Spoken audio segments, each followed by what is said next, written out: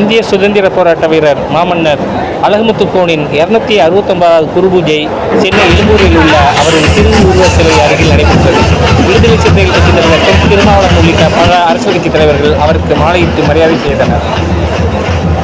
வீர வணக்கம். முதல் போராட்ட சுதந்திர போராட்ட தியாகி வீர வணக்கம். வீர வணக்கம். வீர வணக்கம். வீர வணக்கம். வீர வணக்கம். வீர வணக்கம். மன்னன் அழகுமுத்து கோனுக்கு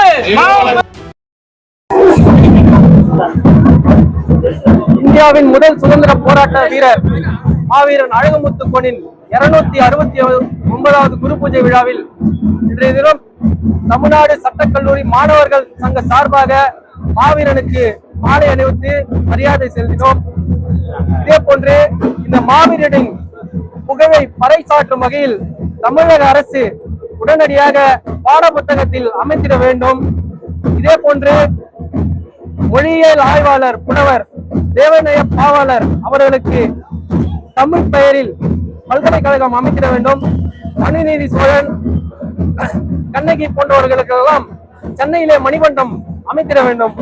இது தமிழ்நாடு மாணவர் சங்க சார்பிலே இந்த தினம் சட்டக்கல்லூரி மாணவர் சங்க சார்பாக செய்த கோரிக்கை வைக்கிறோம். கோரிக்கையா வரவேற்கிறோம். அதே மாதிரி சிஎம் வராது மிகப்பெரிய எங்களுக்கு வருத்தம். ஏன்னா ஒரு கொள்கை தலைவரா அஞ்சலை அம்மாவை கொள்கை தலைவரா எடுத்திருக்காரு. அதே போன்று அனைத்து வீரர்களுக்கும் இந்த மரியாதையை செலுத்த வேண்டும் இந்த தமிழக அரசு. போன ஆட்சியெல்லாம் பாத்தீங்கன்னா எல்லா அமைச்சரும் சரி, முதலமைச்சரே நேரடியா அம்மா இருக்கும் போதும் சரி, முதலமைச்சர் ஐயா ஸ்டாலின் ஐயா இருக்கும் போதும் சரி, நேரடியா இந்த சிலைக்கு மரியாதை செலுத்தினாங்க. தமிழ்நாட்டு முதல்வர் விஜய் அவர்கள் வராததுக்கு எங்களுடைய சட்டக்கல்லூரி மாணவர் சங்க சார்பாக மிகப்பெரிய வருத்தத்தை தெரிவித்துக் கொள்கிறோம். இது போன்று நடக்காமல் இருக்க அடுத்த ஆண்டு கண்டிப்பாக வர வேண்டும் என்று கோரிக்கை வைக்கிறோம். KR கோபிநாத், மாநில தலைவர், தமிழ்நாடு சட்டக்கல்லூரி மாணவர்கள் சங்கம்.